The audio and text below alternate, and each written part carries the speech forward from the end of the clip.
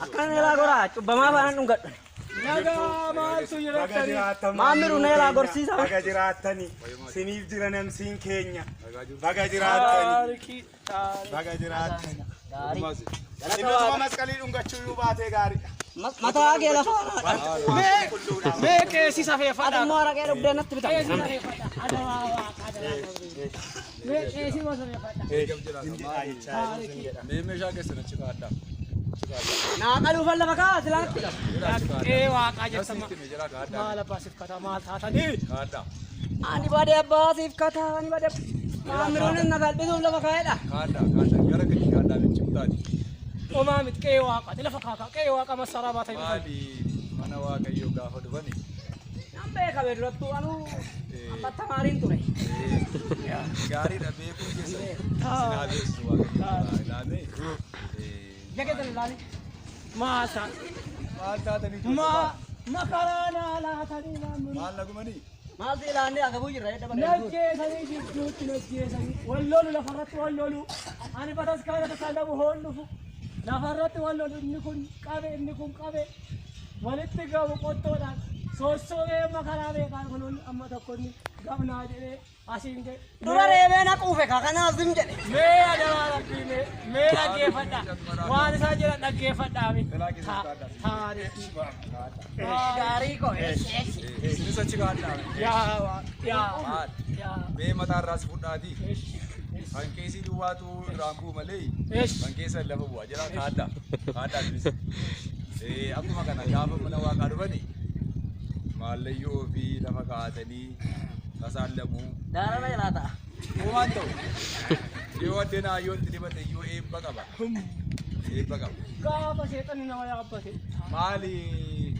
Maaltu badeettanii maaltu Mee badeettanii maamiru itti madhara kookoo. maal taatanii? Lafa kiinnu lafa boodaa dakaa sana gaafa tokko geessee sin agarsiiseera.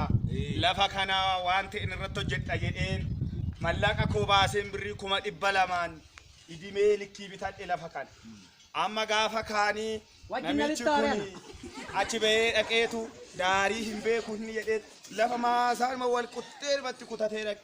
Amma lafa kana maa akkas goote maa kutte jenna kana maalirraa qabda iddoo kana bitte malee naan jedhee natti fiigee na qabate hamaamiru isa kaan maala sinitti maamiti mee kanuma nuu gaafadhaa ka inni kaan maal sinitti mama inni mamu inni ni mamuun isa kaan. Amma lafarratti ol loltanii?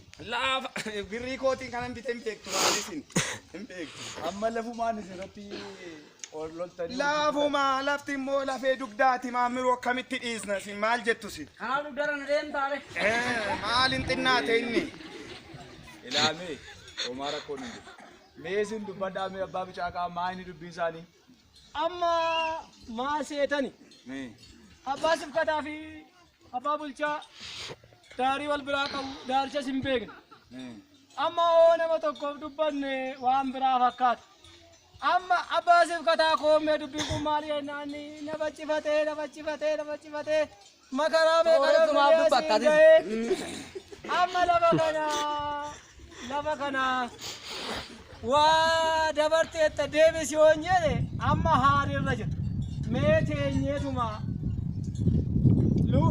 lafaan keenya dudda lafaan keenyeeti teenyee dubbanne anis waan kirrii waaqaa qe'ee waaqaan jira waa kunoo inni deekunni hin bariini qe'ee waaqaan jiraane cubbuun dubbadhu teenyeetuma waa dubbanne gaadha asinitti dhaabatu. Mee taa'a dhugaa sinaa dhugaa sinii dhugaa Kota Jidduu teessa. taa Kun jidduu dhaabattee nabbii koo daandette. kota taa Maali ijoollee maali? waaqna gaabu Ilaamee hoo amma akka gootani waan hundumaa la mee dhaggeeffadhaa. Si harkatti duun dadhabu ga'oos jira. Maaloo dhaggeeffadhaa. mee maaloo mee maaloo Amma mee Araaramettaniiti ammasi. waa taaka. Kana baanamu. mee taa In araaramu. mee taa Ani araaramu. Maaloo mee dhaggeeffadhaa. tara gaangaa Amma amma yaa dhaggeeffadhaa.